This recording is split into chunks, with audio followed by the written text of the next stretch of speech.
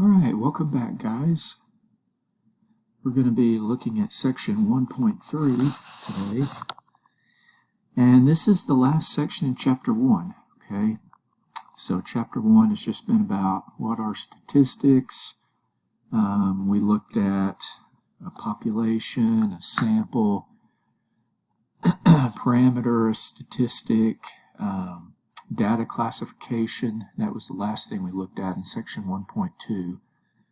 And now we're going to look at data collection and experimental design. Okay, so this is very crucial, guys. There are lots of studies that are done erroneously, and because of that, the results that come from those studies cannot be trusted. Okay, so the whole science behind conducting a proper, unbiased experiment or study is tremendously crucial. Okay, and that's kind of what we're going to talk about. All right, so yeah, the goal of every study is to collect data. Okay, and you guys will actually be doing this when you start working on your statistics project, and then you use that data to make a decision. Well, remember to let it tell you a story. Okay, so a good process is critical. You need to collect quality data and make a wise decision.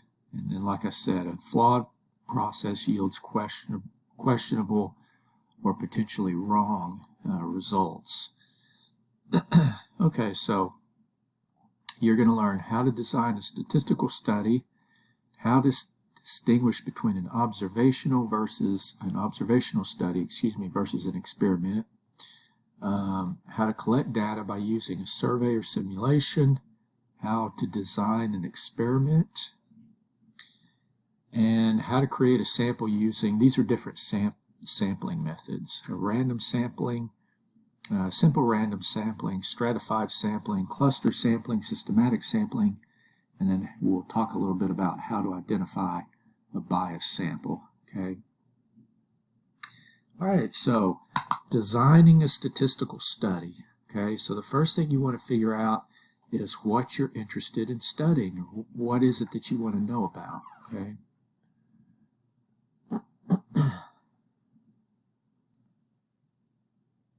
Okay, so you want to identify the variable of interest. Now remember, you're taking a sample to try to figure out what's going on with the population. And then number 2, develop a detailed plan for collecting the data. So if you use a sample, make sure the sample is representative of the population. If it's not representative of the population, guys, it tells you nothing. And that's one of the issues that we have with a lot of studies that are put out, that you hear about, is that the sample simply is not representative of the population. And then you're going to collect the data. You're going to describe the data using descriptive statistics. So we've talked about what that is. We'll look at finding those in the next chapter. And then interpret the data and make decisions about the population using inferential statistics. So this is kind of where you let the data tell you a story. Okay. And then number 6, in most studies, it's typically formal to identify sources of bias or potential errors in the study. Okay. All right, so data collection. So like I said, you guys will be kind of going through this whole process with your own little study. All right, so let's talk about an observational study. So an observational study, guys, is just that. You are not really doing anything other than observing. Okay, it's different than an experiment. It says here, a researcher observes and measures characteristics of interest of a part of the population, okay, but does not change any of the conditions. So you're merely observing what's happening. So a survey would be a good example, because you're just measuring something or asking something. Here's some other examples. A study in which researchers measure the time people spend doing various activities. So you're just measuring something here, such as paid work, child care, socializing, etc. Observational studies, guys, are very common in the social sciences. Things like psychology, observational studies, they're less given to experiments, okay? A lot of things that they study, it would be difficult to perform an experiment. Another example here, if you were studying cat behavior or any sort of behavior, it could be behavior among toddlers, behavior among 9 or 10-year-olds. Researchers observe and record interaction of several tigers at the zoo. Okay, so if you were observing big cat behavior. So we'll contrast this with an experiment. So an experiment is something is done. Okay. In performing an experiment, a treatment is applied to part of a population, and that is called the treatment group. In pharmaceutical studies, guys, the treatment group is the group that's actually receiving the medication. And then the responses are observed, and then another part of the population, known as the control group, they don't receive the treatment. They receive something called a placebo. Okay, you've probably heard that term before. It's basically a fake treatment. Okay, but it's made to look like the real treatment. So if you're talking about, a new drug, then half of the members in the study would receive the actual drug. That would be the control or the treatment group. And then the other half would receive something that looks just like the drug, but it wouldn't have the active ingredient in it. Okay, some people refer to a placebo as a sugar pill. And that way you can compare those two groups. Having that control group in there gives you a reference of comparison, because without that you cannot say anything about the treatment group. You have nothing to compare it to. All right, and then like I said, any medical study testing the efficacy of a medication. Okay, so this is done a lot in the medical field. And then another one is a simulation. Okay, so this uses a mathematical or physical process to reproduce the same conditions of some situation or process that you're studying. The benefit of a simulation, guys, is that it allows you to study things that would be impractical or dangerous to recreate in real life. Okay, and they can also save time and money. So, for example, using dummies to study the effects of crashes on dummies.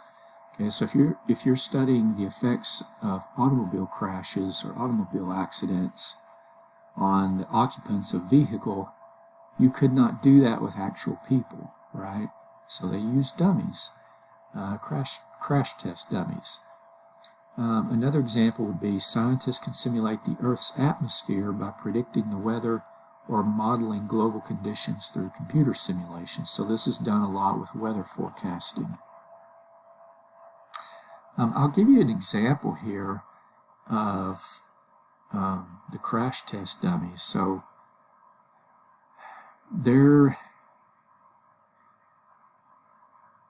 I can't remember, 3 or 4 decades ago, infants were, when there was an automobile accident and the passenger airbag deployed, it was causing, they didn't know if it was causing infant deaths or not, but infants were dying. And they used dummies to simulate that same process, and they were able to determine that it was the actual deployment of the airbag that was causing the death to these infants. They were putting the car seat in the passenger seat, and that's one of the reasons now that car seats have to be put in the back, okay, so that they're not exposed to the deployment of an airbag if there is a crash. All right, and then the last thing is a survey. So this is what you guys will be doing. So a survey is an investigation of one or more characteristics of a population. So most often carried out on people by asking them questions. So an example would be presidential polling. Okay, you select a group of, you take a sample and you ask every person in that sample, hey, who's your favorite candidate, or who are you going to vote for? Okay. Now, when you do surveys, guys, you do have to be careful of the wording, because the wording can create bias. It can create a tremendous amount of bias even. And we'll see a couple of examples of this. A survey conducted on a sample of female physicians to determine whether the primary reason for their career choice is financial stability. So, in designing the survey, we could make a list of reasons and ask each individual in the sample to list their first choice. Okay. Lots of times with the word, you can word questions in such a way, guys, that it is more likely that the respondents will respond in a certain way just by the wording, and also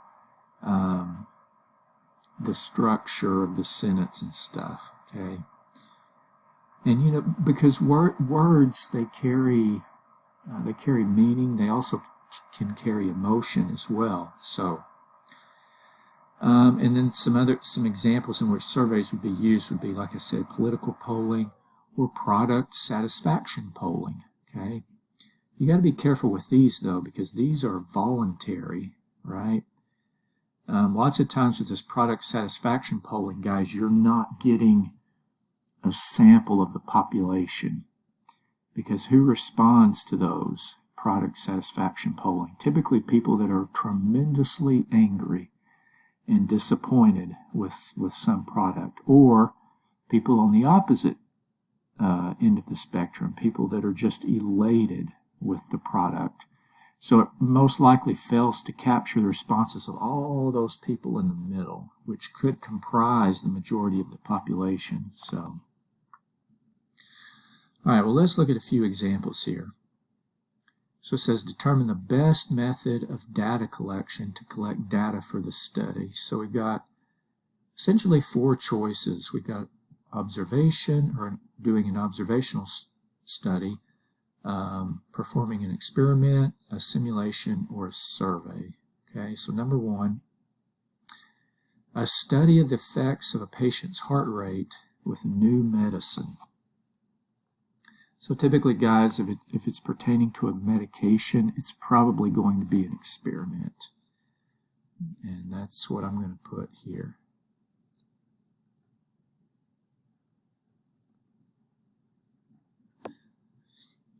Okay, so probably what you would do is you would have a treatment group. They would receive the actual medication, and then you would have a control group, and they would be made to think that they're receiving the medication. Okay, they'd be getting the same pill essentially, and then you'd compare the results. Well, the results in this case would be the different heart rates. Because your treatment group, you would have an average heart rate for those individuals, and then your control group, you would have another average heart rate, or whatever it is that you're actually measuring, and then you can compare those two. Okay, so a study of the starting salaries of doctors in the United States.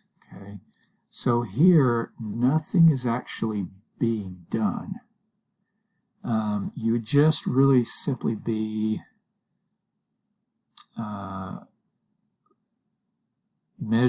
well, I guess you could say measuring, but you would just simply be observing the starting salaries of doctors in the U.S. So I'm going to say this one could kind of go either way, observational study or a survey. I'm not quite sure what I should put on that one. Now let me think about it for a minute. Number 3, a study of how a new fertilizer affects the growth rate of palm trees. So on this one, I'm thinking an experiment, okay, because probably what you would do is one group of palm trees would receive this new fertilizer, and you would have another group of palm trees that would receive the traditional fertilizer that's been used, and then you would be able to compare the growth rate of those two subsets. Okay, I'm going to go with experiment on this one. Oops.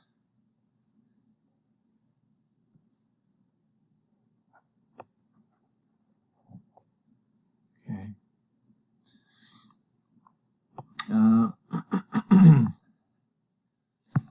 Researchers study how watching a violent television show affects a child's behavior afterwards.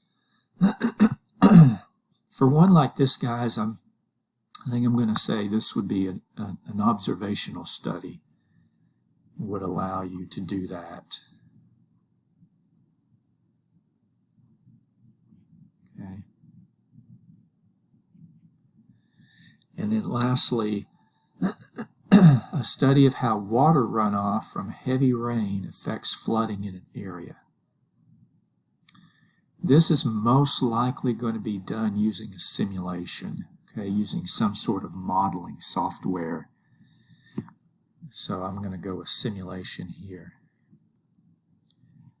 Oops.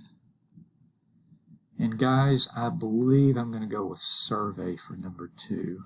So you would just simply, I'm misspelling this. Okay. You would just simply survey or poll several doctors, a random sample of doctors in the U.S., and ask them what their starting salary was. Okay. All right.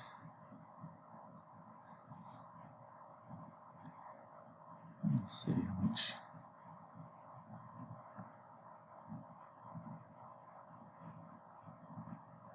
Okay, I think we'll go ahead and go through the experimental design, and then we may cut off for the next subsection. All right, so experimental design. So once you've decided that an experiment is going to be the best way to determine what it is that you're searching for, you've got to set up the experiment. Okay, it's got to have some structure. So to produce meaningful, unbiased results, you have to design the experiment very carefully. Design and execute it carefully.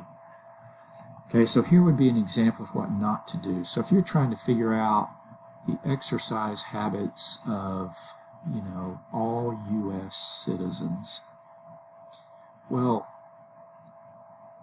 a lot of people don't work out, guys. So if you were trying to figure out, what are the exercise habits of everyone in the U.S., you wouldn't want to take a sample from just people that go to your gym. Why? Because that's not representative of the population. Not everybody goes to the gym. Okay, so this would paint a very distorted picture. It would tell a very inaccurate, distorted picture or story of the population. Now, if you were trying to figure out the exercise habits of everyone that worked out, then that would be closer to being okay. All right, so let's talk about confounding variables. So, confounding variables occur whenever the difference between the effects of different factors on a variable cannot be known. And there's an example right here. And there's a lot of examples. So this says a cereal company decides to change the design and colors of its cereal boxes in hopes of increasing the sales of its product. Okay, so at the same time, their competitor decides to start advertising in the stores with free samples. So sales of the cereal decrease over the next month. So then you say, okay, what was this due to? Well, naturally you would think, the new design of the cereal boxes just didn't go over well. That's the reason for the decline in sales. But you don't know that. Okay, it says, however, it cannot be determined if the decrease in sales is because of the new box design or because their competitor is now advertising. Okay, so the box design and the advertising of the competitor are said to have been confounded. So this is an example of a confounding variable here, guys. And this is why it's difficult to know that two things are actually correlated. And even more specifically, that one thing is causing another, okay? Because there could be other variables at play. So, you know, if you're trying to make let's say you're trying to lose weight, or you're trying to figure out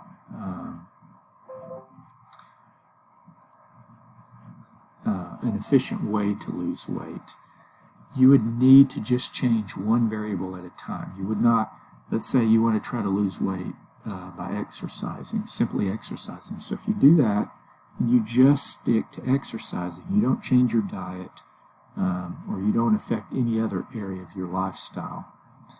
And then you could change, you know, after you've done that, then you could change maybe just your diet and see how that affects you. The same thing goes like, what I think of is if I'm taking, you know, a new supplement for whatever. Well, I don't want to introduce anything new, anything else new. I just want to stick to that, you know, that one supplement and see, to try to get an idea of if that's helping me, right? So I want to leave everything else unchanged. My eating habits, my activity habits, my sleep habits, things of that nature. We'll talk more about this when we talk about correlation versus causation. All right, but that's an example of a confounding variable. All right, and then blinding. This is very crucial to having a robust experiment. So blinding is a technique where basically people that are part of the experiment don't know what's going on, okay?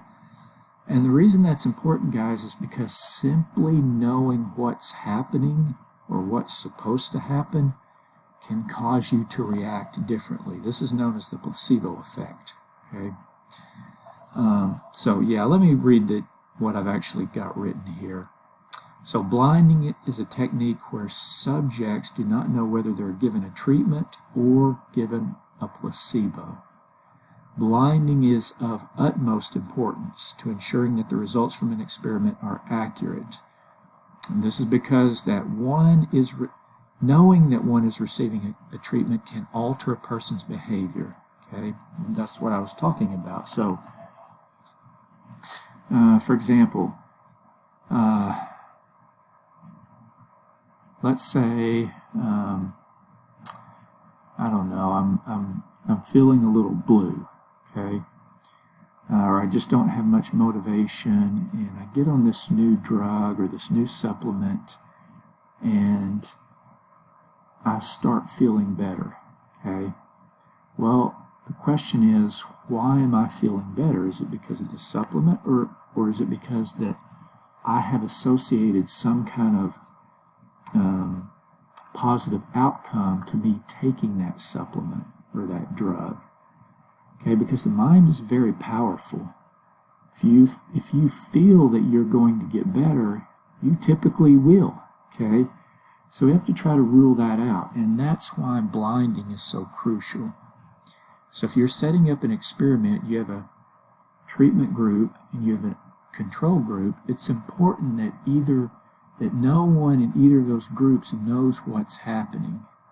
Because when that's the case, that allows the data to speak for itself.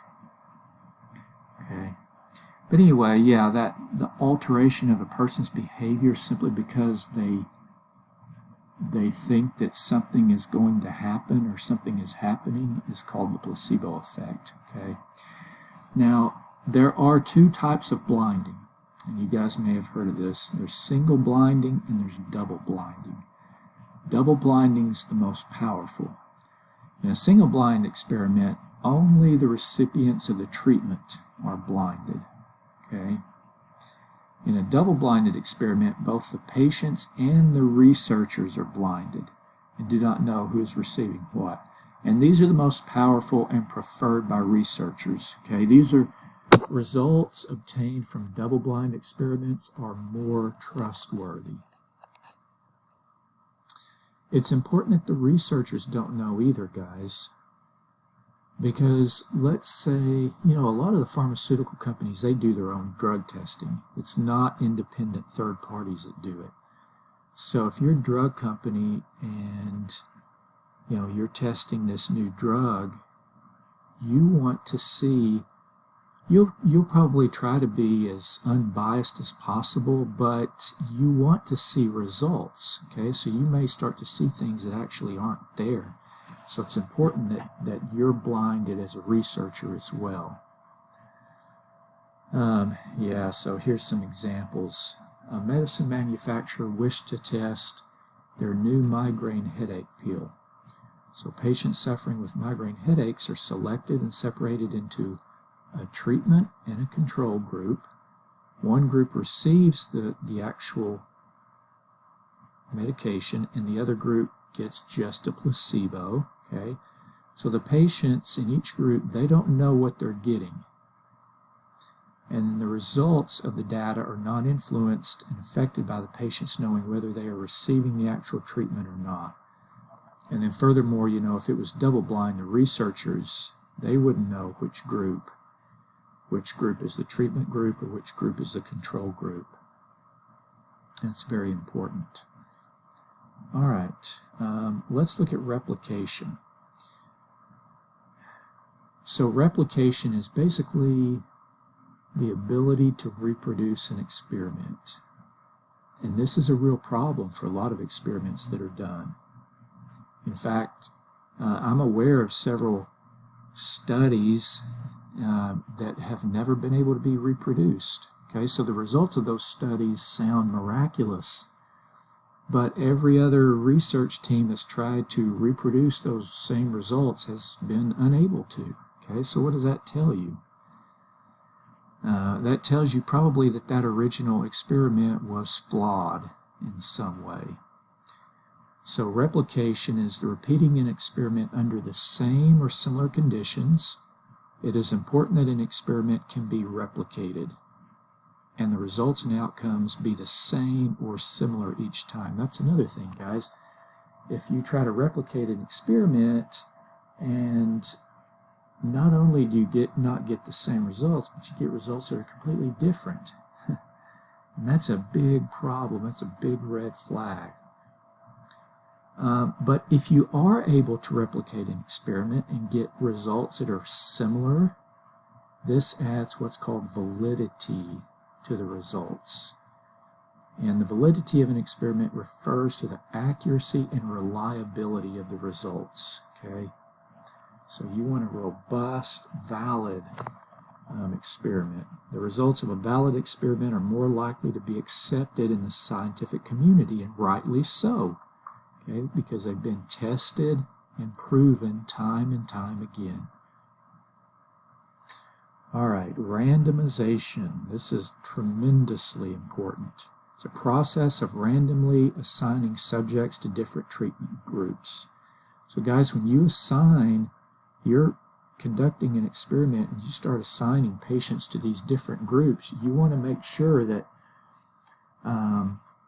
they're done randomly. And what that means is that any individual or any participant in the study is just as likely to be put in the treatment group as in the control group.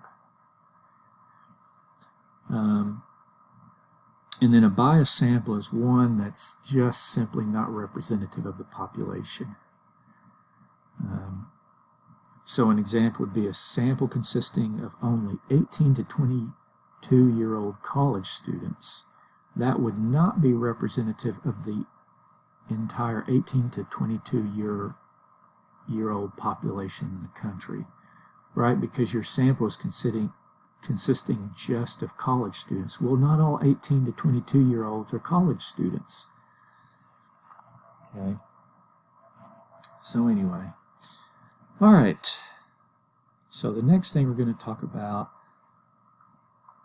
so let's say we've